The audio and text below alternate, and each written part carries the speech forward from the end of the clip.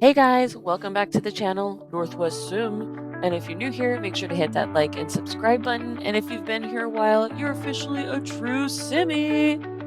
Today we're starting the color challenge, where every game has to match a different color theme.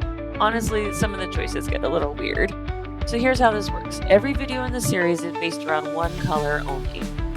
The game has to match that color somehow, whether it's the overall vibe, the lighting, the artwork, the environment, the main character's outfit, or even just the energy of the game itself. So, for example, a blue themed day might be rainy game or ocean games, while red is probably going to be chaos and violence immediately. Some of these picks are going to make perfect sense. Blue game is ocean themed or raining, and that makes sense. And some of them, you're probably going to question my choices entirely. So if you have better ideas for future colors and games that match, definitely leave it in the comment section, because I already know some of the simmies out there are going to have some strong opinions about this. So let's bring a little chaos and see what today's color brings.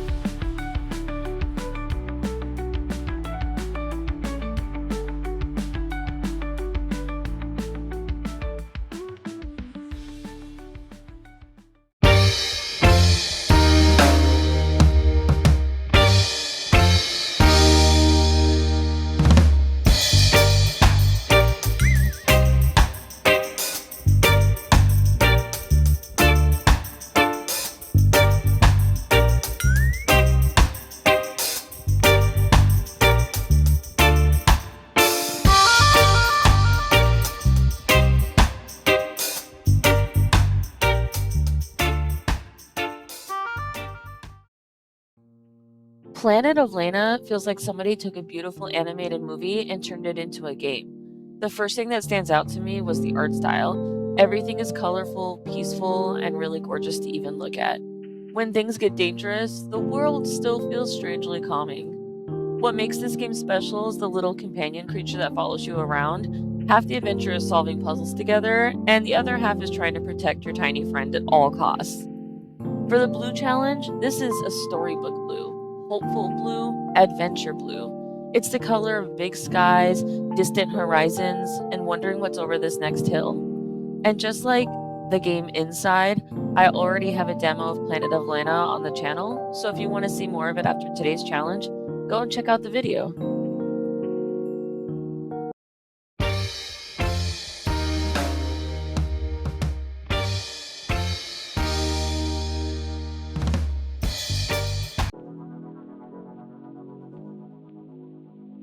We're kicking off the blue challenge here with Subnautica, which might be the most obvious blue game ever made. I mean, the entire game is basically water, lots and lots and lots of water, and unfortunately, things with way too many teeth living in all of that water.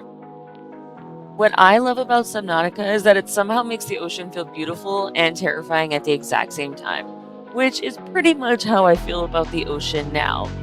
One minute you're admiring colorful fish, beautiful coral reefs, and the next you're questioning every decision that led you to the middle of the ocean with just a flashlight and false confidence.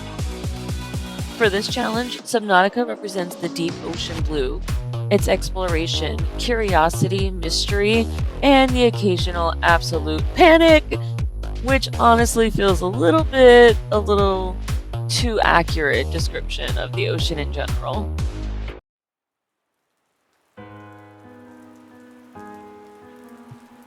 Next up is the game Inside, and this is where the blue challenge starts getting a little weird. Unlike Subnautica, Inside isn't blue because of water. It's blue because of the feeling it gives you. Everything feels cold, quiet, lonely, and just slightly unsettling. The world almost feels drained of all color, and somehow that makes every moment feel more intense. The game doesn't really explain much, which makes your brain spend the entire time trying to figure out what's happening. Meanwhile, I'm over here just trying to survive whatever fresh nightmare the game throws at me next, or some complicated, uncomplicated puzzle. This one represents sad blue, lonely blue, the kind of blue that makes you stare out at a rainy window and suddenly you become philosophical. And if you enjoy this game, I actually have the full playthrough already on my channel, so check it out after this video, Simmies.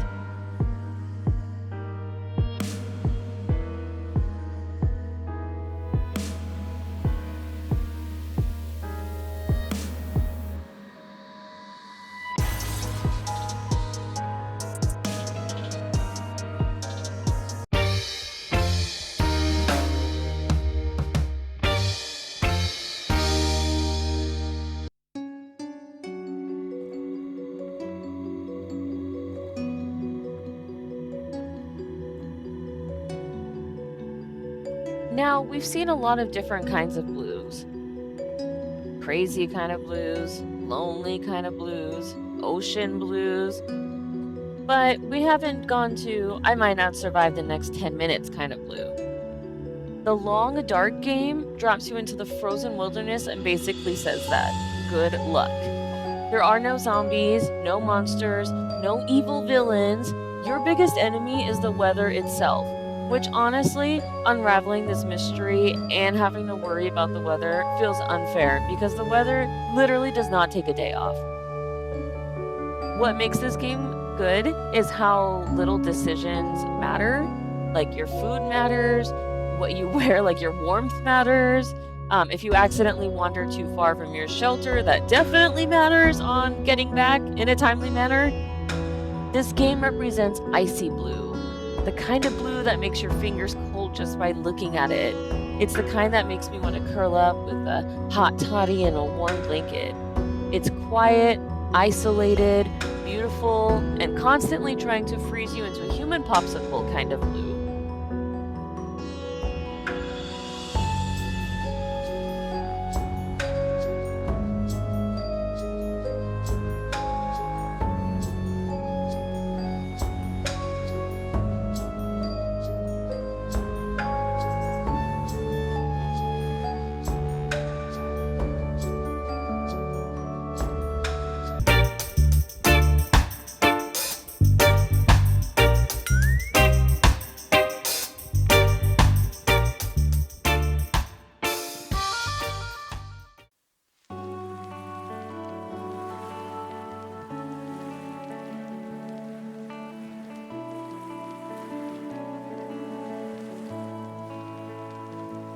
To finish off the challenge, we have Abzu.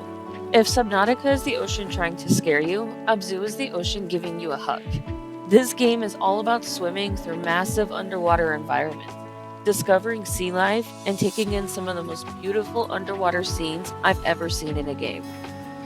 There are moments where hundreds of fish swim around you at once, and honestly, it feels less like a game and more like floating through an aquarium. For the blue challenge, Abzu represents peaceful ocean blue, calm blue. Relax and forget about your problems for a while in the ocean. And after surviving alien oceans, mysterious experiments, giant snowstorms, and whatever Planet of Lana has going on, ending the challenge with Abzu feels like a pretty nice reward.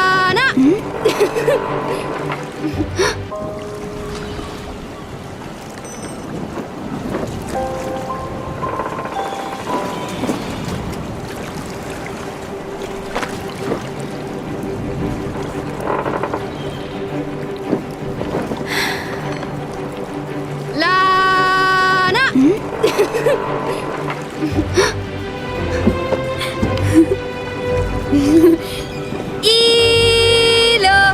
Imaki! Narameo! Olaiki!